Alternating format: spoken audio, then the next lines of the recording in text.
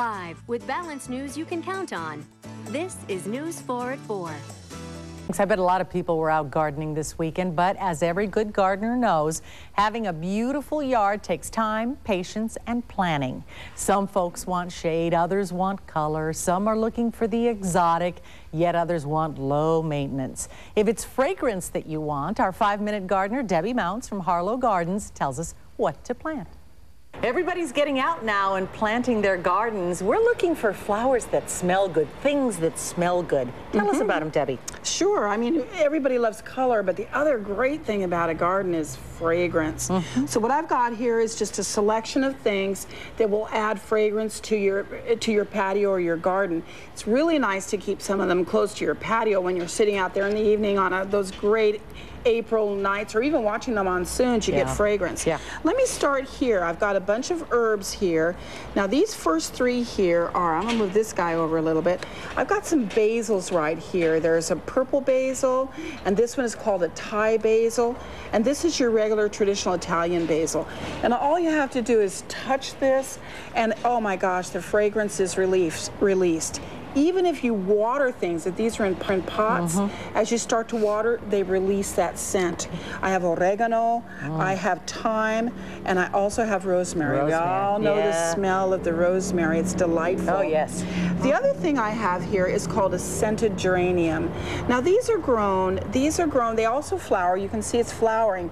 But it's not grown for its flower. It's really grown for the fragrance of the leaves.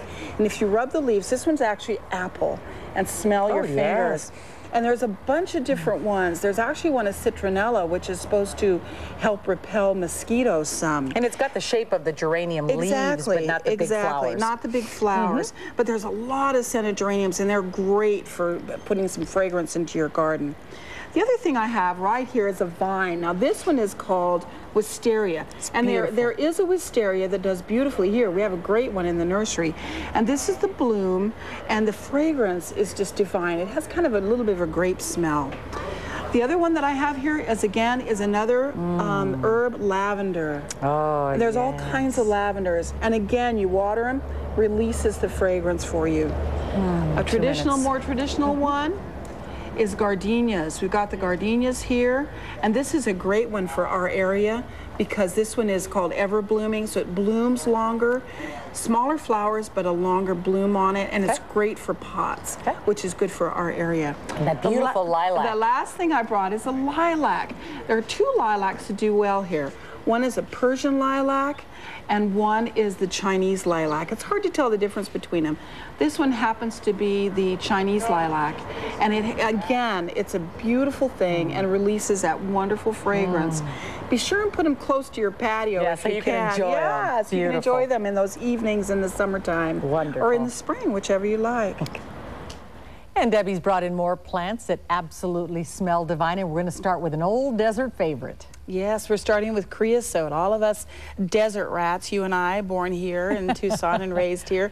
In the summertime, one of the most favorite things of mine is after the rain when that creosote releases its fragrance. So I have a little creosote over here on the left-hand side, and it's just wonderful. It's tough, hardly any water, and then it gives you that divine fragrance. You know, in Spanish, it's called hediondilla.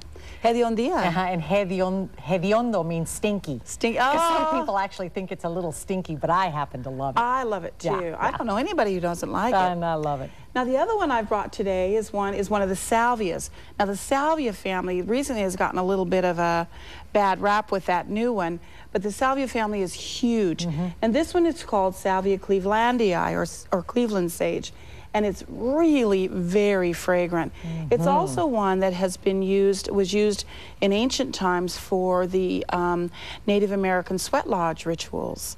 So it has a history in addition to being very fragrant. Pungent. It's very strong. I gave Martha a little piece, and she's still smelling it on her fingers. This little piece gives off more fragrance. Yes, indeed. So it's a wonderful one for your low-water desart gardening. Okay, and you have an update for us too. I have an update for us. I don't know if you saw. I know you saw. But when I what Martha called butchered my rose, when I did my rose pruning in January, she was stunned at how hard I pruned the rose. And I promised that I would bring that rose back. So I figured today was a good day. It's blooming. This is the one that I cut down to about this big. It was just kind of like, ah. And now here it is back again, fully leafed out and blooming. I really thought you would kill that bush. I know you did. It looked like a couple of sticks, and I thought it's never going to come back. And look at that. And what's that called? This one is called Blue Girl. This one happens to be Blue Girl. Oh, yes, beautiful. indeed. It's one of the family of lavender bushes and such. It's just marvelous. Gorgeous. Thank you so much. You're Debbie. very welcome.